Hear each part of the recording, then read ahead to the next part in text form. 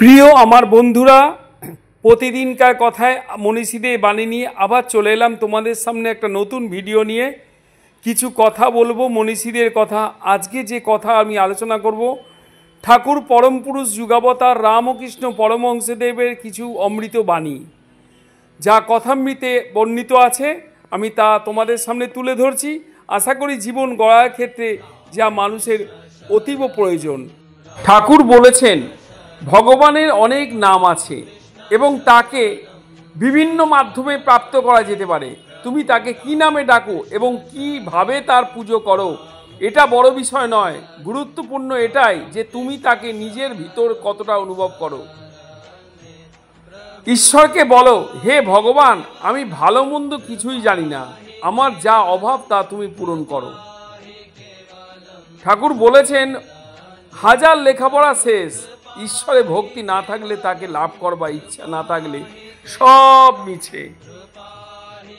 লোভী মানুষের মন অনেকটা নর্দমার বেড়ে ওঠা কীটের মতো। তাকে যতই ভালো জায়গায় রাখো না কেন, সে তো ছটফট করে মরে যাবেই। একটা কথা সর্বদা মাথায় রাখবে, জীবনে গুরু সবাই হতে চায়, তবে শিষ্য হবে কজন? যদি তুমি শিষ্য হতে না পারলে শিখবে কিভাবে জগতের নিয়মকানুন? তুমি জীবনে যে কাজই করো না কেন, নিজের মনকে সর্বদা ঈশ্বরের প্রতি সমর্পিত রেখো।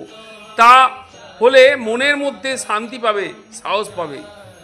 দেখো, সূর্যের কিরণ জগতে সমানভাবে পড়লেও জলের ভেতর সকল স্বচ্ছ জিনিসের উপর উজ্জ্বল ভাব প্রকাশ পায়। ভগবানের ভক্তি সকল হৃদয় সমান হলেও সাধুদের হৃদয়ে একমাত্র শ্রেষ্ঠ প্রকাশ পায়। তোমার ধর্ম আমার ধর্ম বলে লড়াই করে কি লাভ, যখন তোমার আমার সবার গন্তব্য সেই একজনের কাছে? তাহলে কি দরকার দ্বন্দ্ব? মনের মধ্যে বিষয় বাসনা, নাম যশ খ্যাতি, সুখের চিন্তা নিয়ে ঈশ্বরের সব সাধনাই বৃথা যাবে। মুখে যতই ভগবান ভগবান করো না কেন, যতদিন না তুমি সবকিছু আমার বলা ছেড়ে সবকিছু প্রভু তোমার বলে প্রাণ থেকে মেনে নিচ্ছ, ততদিনই শুধু মিথ্যাই ভক্ত সাজবে, নাটক করছো মাত্র। যেমন মুক্ত পেতে হলে ঝিনুকের আয় প্রয়োজন, ঠিক তেমনি পরম ঈশ্বরকে পেতে হলে সৎ কর্ম, ঈশ্বরের ভক্তি প্রয়োজন।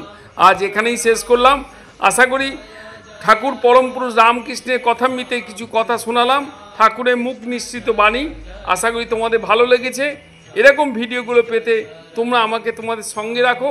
অবশ্যই লাইক, শেয়ার, কমেন্টস করতে ভুলো না। তোমাদের সাথে আমি ফেসবুক পেজে গুরুকুল স্যার সুবীর চট্টোপাধ্যায়